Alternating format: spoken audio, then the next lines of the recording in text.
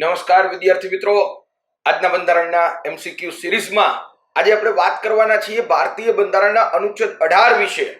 ખૂબ જ પરીક્ષાલક્ષી અગત્યનો અનુચ્છેદ છે મિત્રો.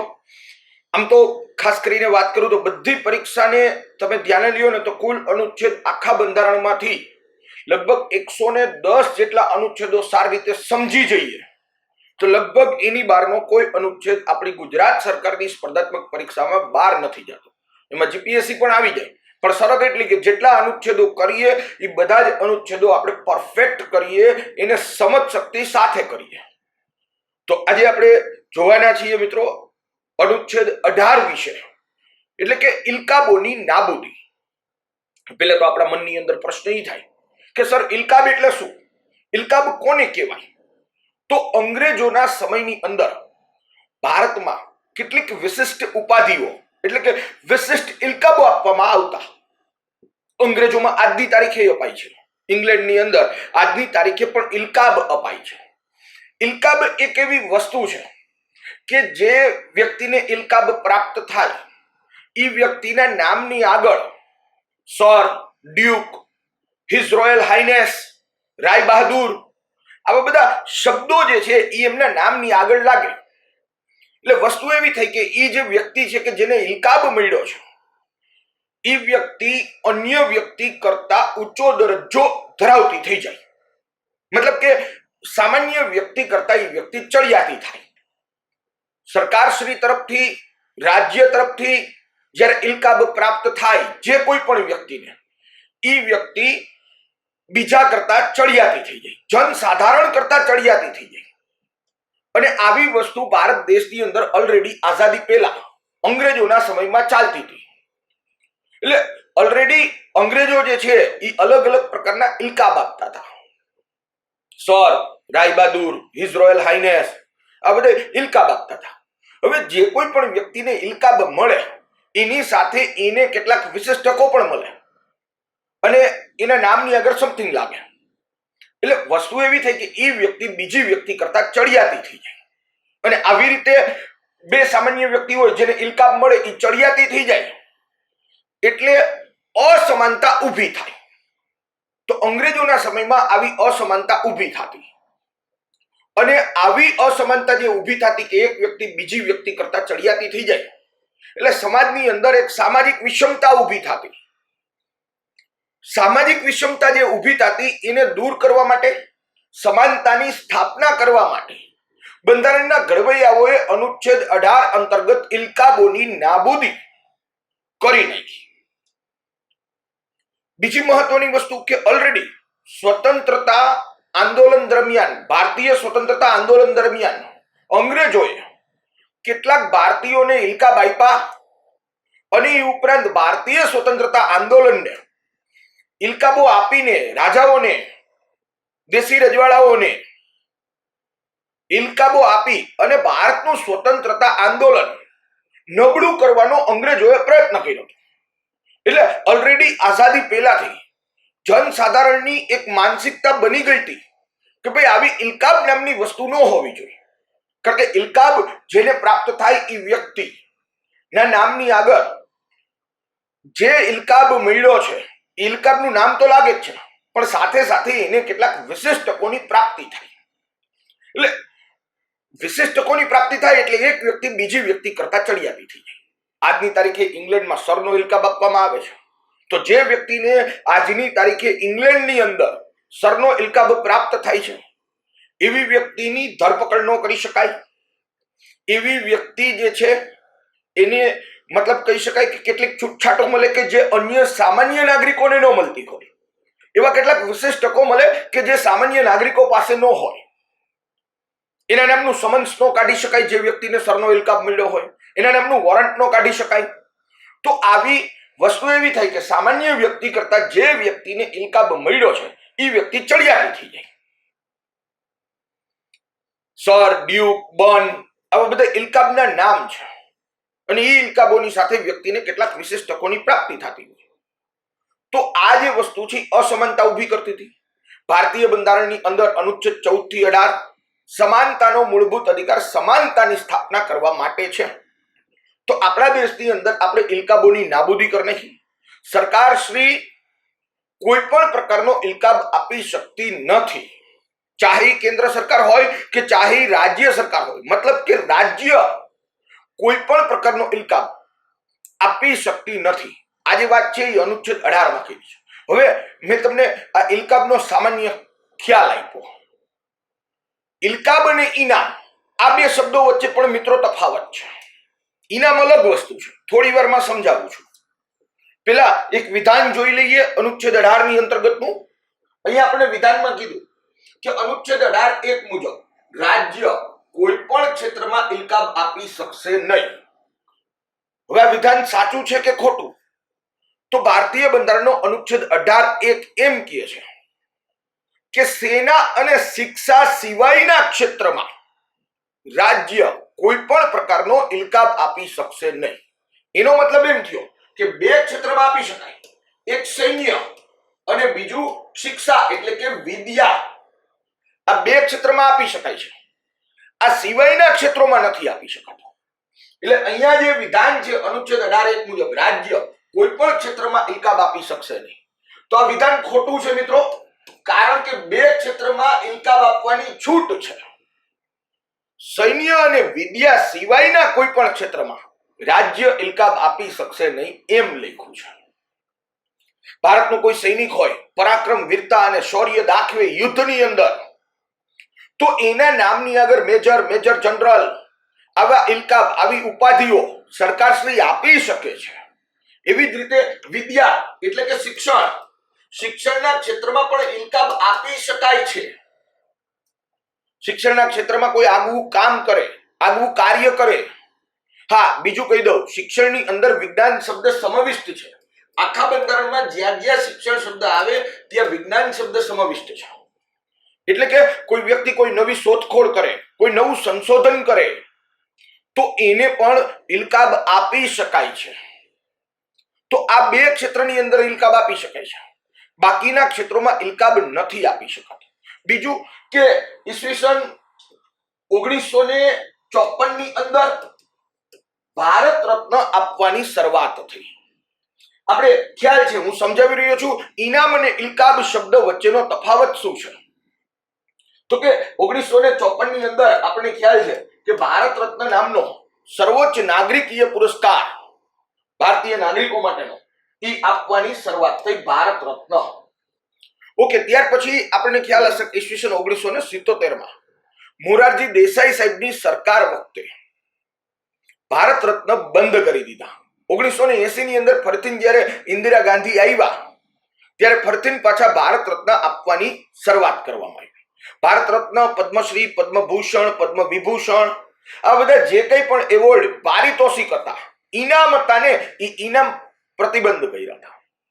હવે એની પાછળનું કારણ શું હતું કે 1977-78 ની અંદર મોરારજી દેસાઈ સાહેબ આવ્યા તો એને બંધ શું કામ કર્યા? કારણ કે આ જે વસ્તુ છે એને પણ ઇલકાબ તરીકે જ ગણવામાં આવી. એવું સમજીને મોરારજી દેસાઈ સાહેબ ભારતના વડાપ્રધાન હતા, ભારતના ભૂતપૂર્વ વડાપ્રધાન, એમણે ભારત રત્ન, પદ્મશ્રી, પદ્મભૂષણ, પદ્મ વિભૂષણ આ બધા એવોર્ડ બંધ કરી દીધા. યાદ રાખજો કે Balaji Rao versus union of India, મતલબ કે બાલાજી વર્સિસ ભારત સંઘના કેસમાં સુપ્રીમ કોર્ટે કીધું કે ભારત રત્ન, પદ્મશ્રી, પદ્મભૂષણ, પદ્મ વિભૂષણ એ ઇલકાબ નથી, એ ઇનામ છે. ઇલકાબ અને ઇનામમાં ઘણો તફાવત છે મિત્રો. અને બીજી સ્પષ્ટતા કરી આ કેસની અંદર સુપ્રીમ કોર્ટે, બાલાજી વર્સિસ યુનિયન ઓફ ઇન્ડિયાના કેસમાં સુપ્રીમ કોર્ટે સ્પષ્ટતા કરી.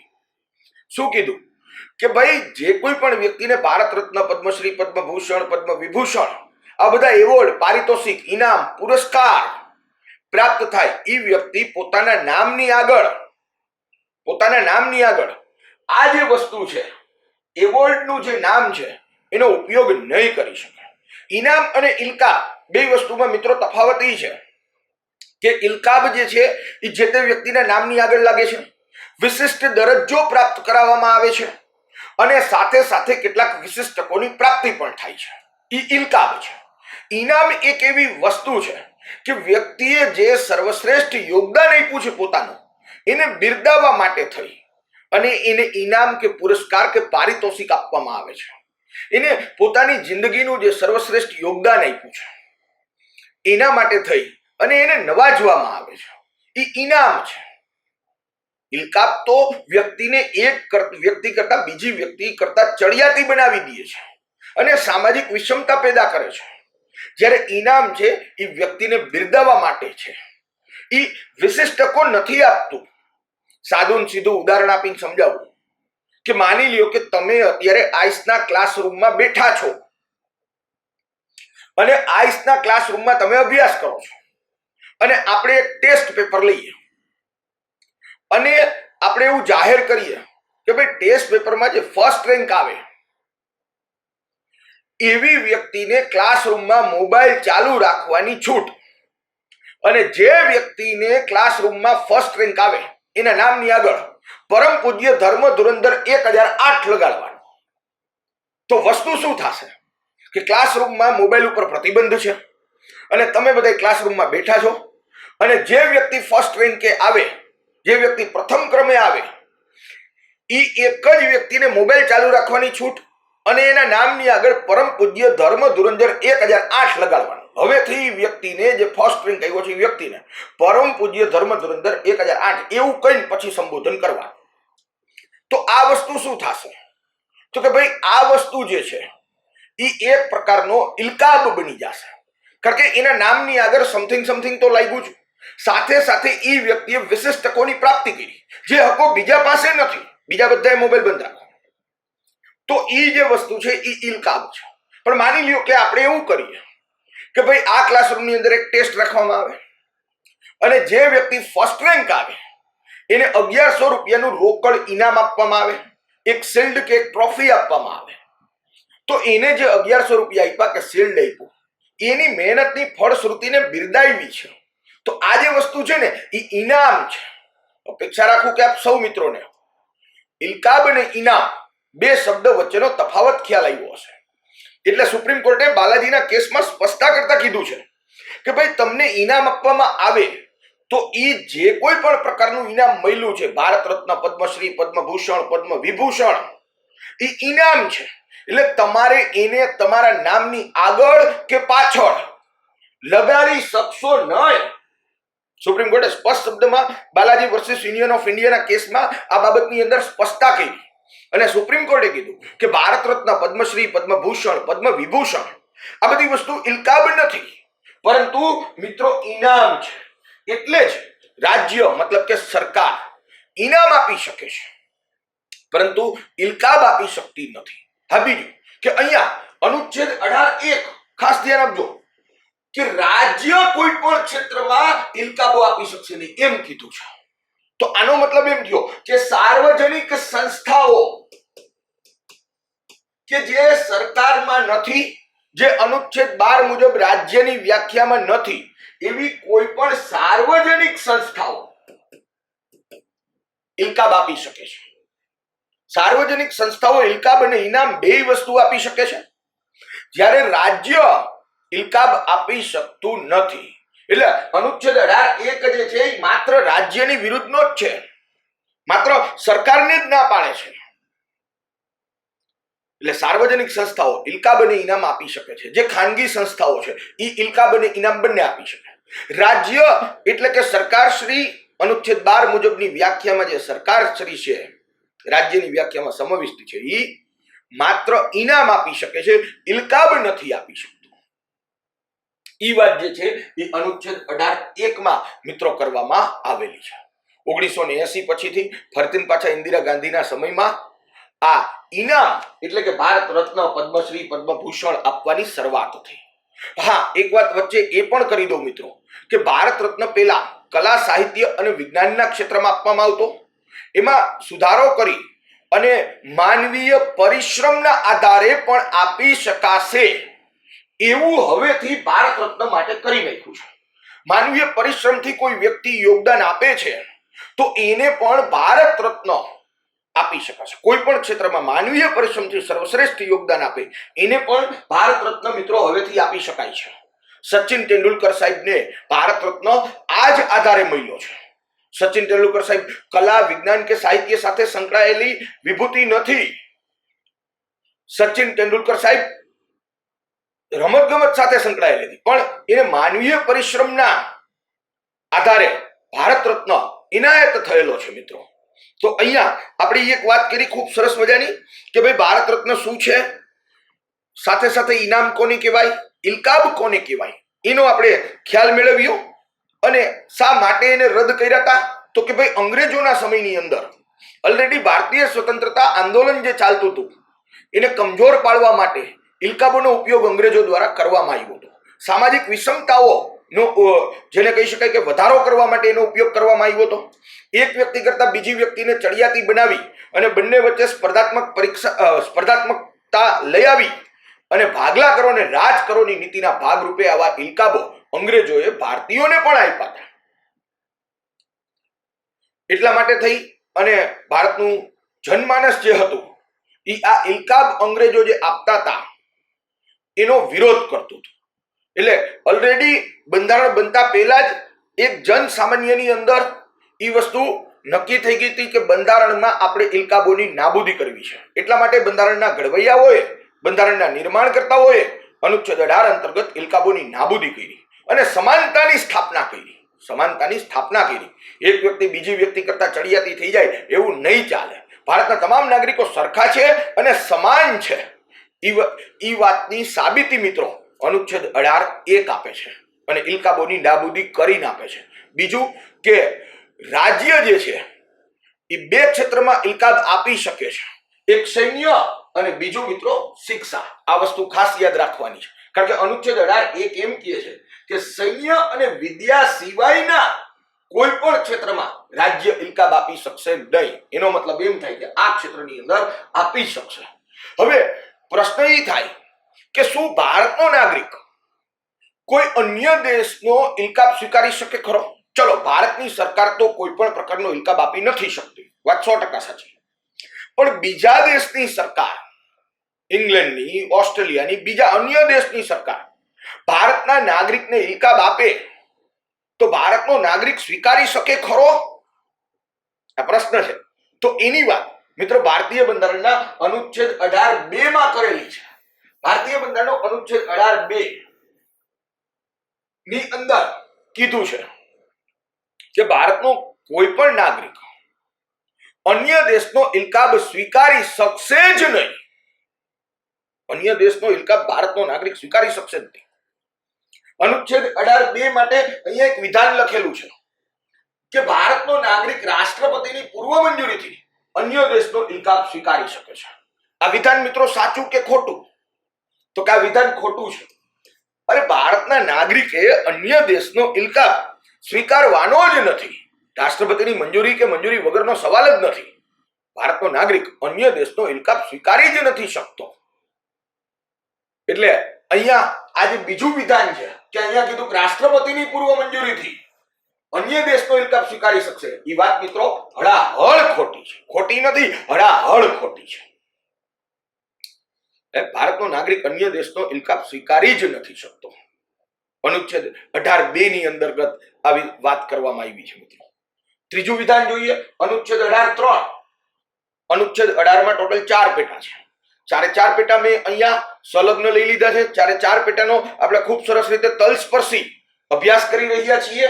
અનુચ્છેદ 18(3) મુજબ વિદેશી વ્યક્તિ જો આપણા દેશમાં લાભના પદ પર કાર્ય કરતો હોય તો રાષ્ટ્રપતિની પૂર્વ મંજૂરી વગર અન્ય કોઈ પણ દેશનો ઇલકાબ પ્રાપ્ત કરી શકશે નહીં. સમજીએ અનુચ્છેદ 18(3) ને શાંતિથી સમજીએ. મતલબ અહીંયા એમ કીધું છે કે કોઈ વિદેશી વ્યક્તિ હોય અને ભારતની અંદર લાભના પદ ઉપર હોય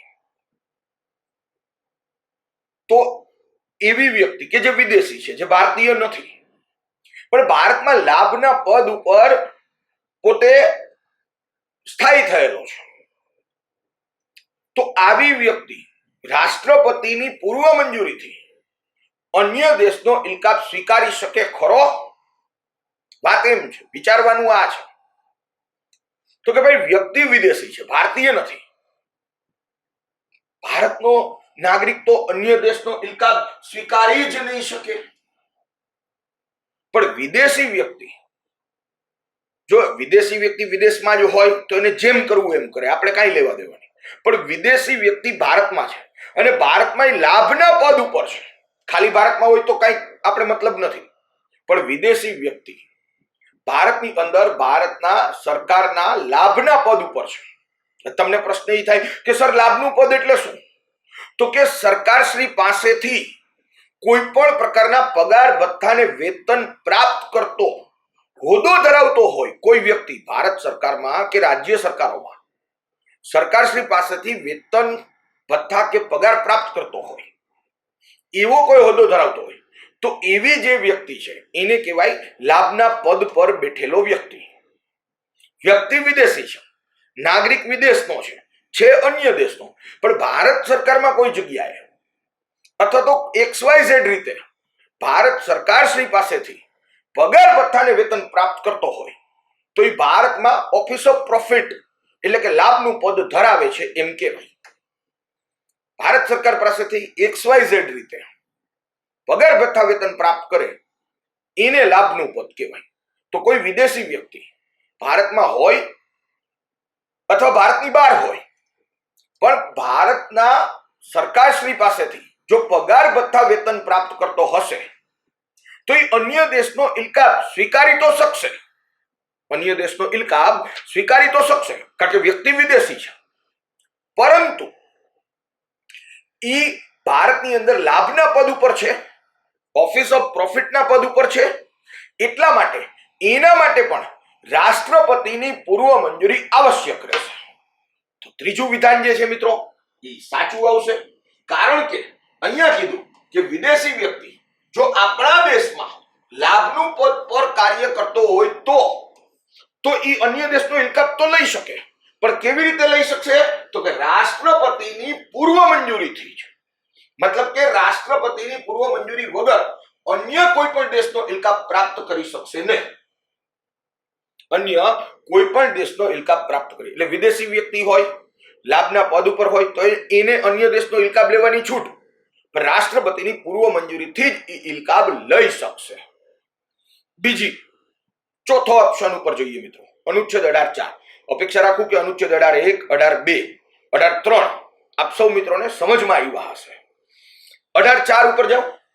અનુચ્છેદ 4 મુજબ લાભનું પદ ધરાવતો કોઈ પણ ભારતીય વ્યક્તિ કે વિદેશી વ્યક્તિ, કોઈ પણ ભારતીય વ્યક્તિ કે વિદેશી વ્યક્તિ રાષ્ટ્રપતિની સહમતિ વગર એટલે કે પૂર્વ મંજૂરી વગર અન્ય દેશ પાસેથી ભેટ, કોઈ પણ પ્રકારની ઉપલબ્ધિ કે પદ સ્વીકાર નહીં કરી શકે. તો આ વિધાન પણ સાચું છે મિત્રો, કારણ કે અનુચ્છેદ 18(4) જે કહે છે એ એમ કહે છે કે ભાઈ ભારતનો કોઈ નાગરિક અન્ય દેશનો ઇલકાબ નહીં લઈ શકે. અનુચ્છેદ 18(2) ભારતનો કોઈ નાગરિક અન્ય દેશનો ઇલકાબ લઈ જ નહીં શકે. બીજી વાત કરી છે કે ભારતનો નાગરિક અન્ય દેશનું ઇનામ લઈ શકે, ઇલકાબ ન લઈ શકે, અન્ય દેશ તરફથી આપવામાં આવતું ઇનામ લઈ શકે. પણ મહત્વની વાત એ કે કોઈ પણ ભારતીય નાગરિક હોય કે વિદેશી નાગરિક હોય એ જો લાભના પદ ઉપર હોય તો પછી ઇનામ એટલે કે ભેટ મતલબ પ્રેઝન્ટ કે કોઈ પણ પ્રકારની ઉપલબ્ધિ કે અન્ય દેશનો કોઈ પણ પ્રકારનો હોદ્દો એટલે કે પદ ધારણ કરી શકતો નથી. પછી એ કદાચ વિદેશી વ્યક્તિ હોય તોય ભલે અને ભારતનો નાગરિક હોય તોય ભલે. ભારતનો વ્યક્તિ હોય કે મિત્રો વિદેશી વ્યક્તિ હોય અન્ય દેશ પાસેથી ભેટ, ઉપલબ્ધિ કે પદ સ્વીકાર નહીં કરી શકે, રાષ્ટ્રપતિની સહમતિ વગર નહીં કરી શકે. મતલબ એનો એમ થયો કે ભારતનો કોઈ નાગરિક, કોઈ વ્યક્તિ લાભના પદ ઉપર છે, વિદેશી વ્યક્તિ ભારતની અંદર ભારત સરકારના લાભના પદ ઉપર છે અને અન્ય દેશ પાસેથી ભેટ કે પદ, હું ઇલકાબની વાત નથી કરતો, હું ભેટ મતલબ ઇનામ કે પછી કોઈ પણ પ્રકારનું પદ કે પછી કોઈ પણ પ્રકારની ઉપલબ્ધિ, અચીવમેન્ટ અન્ય દેશ પાસેથી લેવી હોય તો લઈ શકાય, પણ શરત એટલી કે એને રાષ્ટ્રપતિની પૂર્વ મંજૂરી લેવી આવશ્યક છે, અન્ય દેશ આપતું હોય તો. તો ચોથું વિધાન જે છે મિત્રો એ પણ સાચું જ આવશે. બીજું કે અનુચ્છેદ 18 નું કોઈ વ્યક્તિ ઉલ્લંઘન કરે છે, ભારતના નાગરિકને કીધું કે અન્ય દેશ પાસેથી ઇલકાબ સ્વીકારી શકાશે નહીં, 18(2) માં કીધું, પણ છતાંય ભારતનો કોઈ નાગરિક અન્ય દેશનો ઇલકાબ લઈ લે તો એના માટે ભારતીય બંધારણના અનુચ્છેદ 35 અંતર્ગત સંસદ શિક્ષા માટે કાયદાનું નિર્માણ કરી શકે છે. અનુચ્છેદ 18 ના અમલીકરણ માટે, અનુચ્છેદ 18 ના ઉલ્લંઘન બદલ શું શિક્ષા આપવી, શું દંડ આપવો, એના માટેનો કાયદો સંસદ અનુચ્છેદ 35 અંતર્ગત બનાવવાની સત્તા ધરાવે છે. પણ એક વસ્તુ ખાસ ધ્યાન રાખીએ કે હજી સુધી ભારતીય સંસદે અનુચ્છેદ 18 ના ઉલ્લંઘન માટેનો કાયદો બનાવ્યો નથી. બનાવી શકે છે અનુચ્છેદ 35 અંતર્ગત સંસદ કે અનુચ્છેદ 18 નું ઉલ્લંઘન થાય, અનુચ્છેદ 18 નું ઉલ્લંઘન થાય તો એને શિક્ષા શું, એને સજા શું, એના માટે કાયદો બનાવવો પડે. અનુચ્છેદ 18 ના અમલીકરણ માટે કાયદાનું નિર્માણ કરવું પડે. કાયદાનું નિર્માણ કોણ કરી શકે? તો કે સંસદ કરી શકે. કેટલામાં અનુચ્છેદ અંતર્ગત કરી શકે? 35માં અનુચ્છેદ અંતર્ગત સંસદ પાસે સત્તા છે કે કાયદાનું નિર્માણ કરી શકે છે અનુચ્છેદ 18 ના ઉલ્લંઘનના સજા માટે. પરંતુ હજી સુધી સંસદે આના માટે કોઈ પણ પ્રકારના કાયદાનું નિર્માણ કરેલું નથી, ઈ વાત અલગ છે. એટલે અહીંયા વાત કરીએ મિત્રો અનુચ્છેદ 18 ખાસ યાદ રાખીએ, રિવિઝન કરાવું છું અનુચ્છેદ 18 નું. અનુચ્છેદ 18 કેમ કહે છે કે સૈન્ય અને શિક્ષા સિવાયના કોઈ પણ ક્ષેત્રમાં રાજ્ય ઇલકાબ આપી શકશે નહીં. ઇટ મીન્સ કે શિક્ષણ અને સૈન્ય બે ક્ષેત્રની અંદર રાજ્ય ઇલકાબ આપી શકે છે. બીજું કે અહીંયા અનુચ્છેદ 18 એક સાર્વજનિક સંસ્થાઓ પર પ્રતિબંધ નથી મૂકતો, એટલે સાર્વજનિક સંસ્થાઓ છે ઇલકાબ આપી શકે છે. રાજ્યને ઇલકાબ આપવાની ના પાડી છે, ઇનામ આપવાની છૂટ છે, એટલે રાજ્ય મતલબ કે સરકાર Bharat Ratna, Padmashri, Padma Bhushan, Padma Vibhushan, Arjun award, Dronacharya award, Rajiv Gandhi Khel Ratna award, આવા એવોર્ડ મતલબ કે ઇનામ મતલબ કે પારિતોષિક કે મતલબ કે પુરસ્કાર તો આપી જ શકે છે. અનુચ્છેદ 18(2) ની અંદર કીધું કે ભારતનો કોઈ પણ નાગરિક અન્ય દેશનો ઇલકાબ સ્વીકારી શકશે નહીં. એનો મતલબ એમ થાય છે કે ભારતનો કોઈ પણ નાગરિક બીજા દેશ પાસેથી કોઈ પણ સંજોગોમાં ઇલકાબ નહીં લઈ શકે, બીજા દેશનું ઇનામ લઈ શકે છે. ત્રીજી વાત અનુચ્છેદ 18(3) માં કરી મિત્રો, અને અનુચ્છેદ 18(3) માં કીધું કે કોઈ વિદેશી વ્યક્તિ ભારતની અંદર લાભના હોદ્દા ઉપર હોય, લાભના પદ ઉપર હોય અને એને અન્ય દેશ પાસેથી ઇલકાબ લેવો હોય તો લઈ શકે, પરંતુ રાષ્ટ્રપતિની પૂર્વ મંજૂરીથી જ લઈ શકશે. કોઈ પણ વિદેશી વ્યક્તિ ભારતમાં લાભના હોદ્દા ઉપર છે તો આવું લાભનું પદ ધરાવતો વિદેશી વ્યક્તિ, ભારતમાં લાભનું પદ ધરાવતો વિદેશી વ્યક્તિ અન્ય દેશ પાસેથી ઇલકાબ લઈ શકે છે, પરંતુ રાષ્ટ્રપતિની પૂર્વ મંજૂરીથી જ લઈ શકે છે. ચોથી વાત અનુચ્છેદ 18(4) માં કીધું કે વિદેશી વ્યક્તિ હોય કે ભારતનો વ્યક્તિ હોય, જો લાભના પદ ઉપર હોય તો અન્ય દેશની ભેટ એટલે કે ઇનામ, ઉપલબ્ધિ કે કોઈ પણ અન્ય દેશનો હોદ્દો ધારણ કરતા પહેલા રાષ્ટ્રપતિની પૂર્વ મંજૂરી આવશ્યક રહેશે.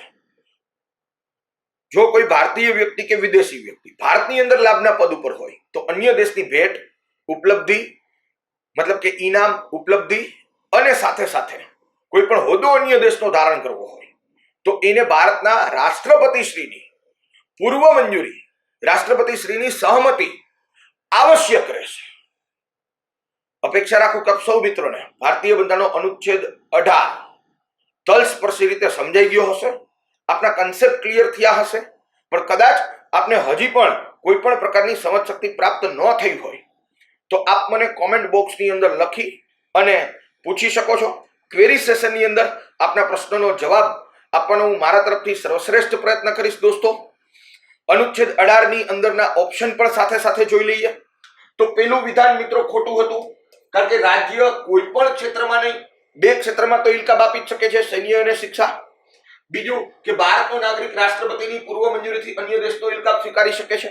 આ વિધાન પણ ખોટું છે, કારણ કે ભારતનો નાગરિક અન્ય દેશનો ઇલકાબ સ્વીકારી જ નથી શકતો. પૂર્વ મંજૂરીથી કે પૂર્વ મંજૂરી વગરનો સવાલ જ નથી. એટલે બીજું વિધાન પણ ખોટું છે. ત્રીજું વિધાન આપણે જોયું સાચું, ચોથું વિધાન પણ સાચું. તો અહીંયા આપણને જે ઓપ્શન આપ્યા છે એની અંદર આપણે જોઈએ કે ત્રીજું અને ચોથું સાચું, પણ અહીંયા ઓપ્શનની અંદર ત્રીજું અને ચોથું સાચું એવો કોઈ ઓપ્શન નથી. તો બીજો ઓપ્શન વિચારીએ કે પેલું અને બીજું ખોટું એવો ઓપ્શન છે, તો કે છે. તો કે પેલું અને બીજું ખોટું છે. તો આ જે છે સી જે છે એ આપણો મિત્રો જવાબ આવશે. Thank you very much to all of you. અપેક્ષા રાખું કે આપ સૌ મિત્રોને ઇલકાબોની નાબૂદી, ઇલકાબ અને ઇનામ શબ્દ વચ્ચેનો તફાવત આપ સૌ મિત્રોને ખ્યાલ આવ્યો હશે. Thank you very much to all of you મિત્રો. જય હિન્દ, જય ભારત.